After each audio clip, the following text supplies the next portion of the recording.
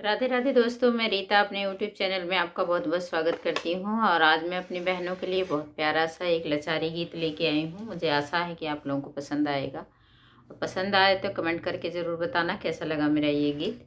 तो शुरू करते हैं। हाथावा में घड़िया, गले में गुले बंधवानी, सरी गई नैना।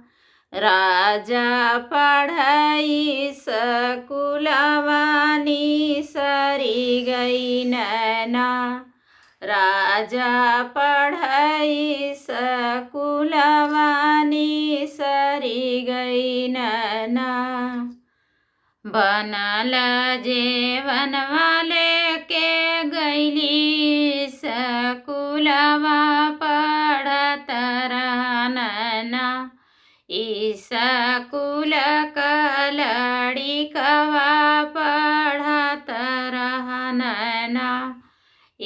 स्कूल का लड़िकवा पढ़त रहना। तनी एक नजर घुमावा, हमारे स्वामी हो सुफल होतना।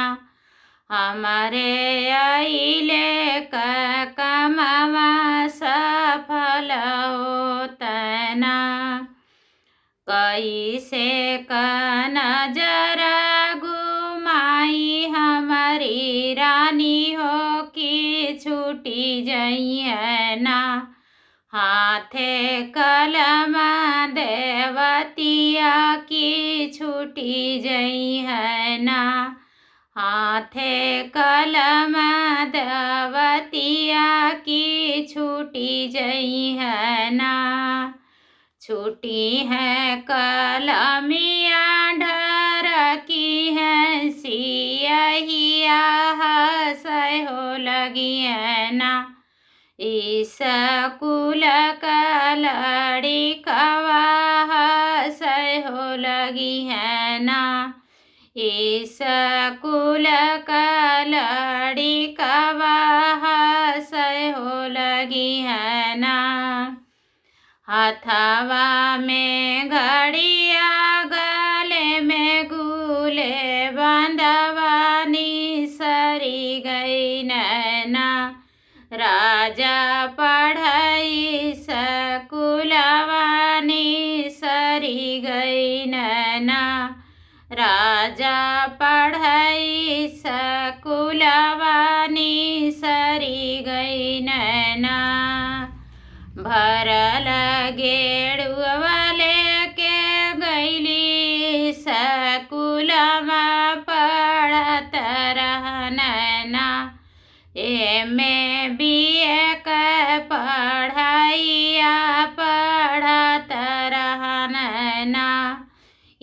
स्कूल का लड़िकवा पढ़त रहना। तनी एक नजर घुमावा, हमारे स्वामी हो सुफल होतना।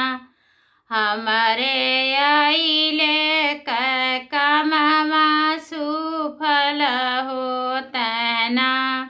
हमारे आइले का कमावा सफल होतना। कैसे का नजर घुमाई, हमारी रानी हो की छूटी जइए ना। हाथे कलम दवतिया की छूटी जई है ना। छूटी है कलमिया ढर की है, सियहिया हंसै हो लगी है ना। स्कूल का लड़िकवा हंसै हो लगी है ना। ऐसे ही बिरवा और सिजिया लगाकर है ये गीत। और आप लोग फुल आवाज़ में सुनना, तभी मज़ा आएगा। मैं भी फुल आवाज़ में गाई हूँ। और बहनों, आप लोगों से हाथ जोड़ के रिक्वेस्ट है कि मेरे चैनल की तरफ एक ध्यान दीजिए कि मैंने कितना वीडियो डाला है इसके अंदर।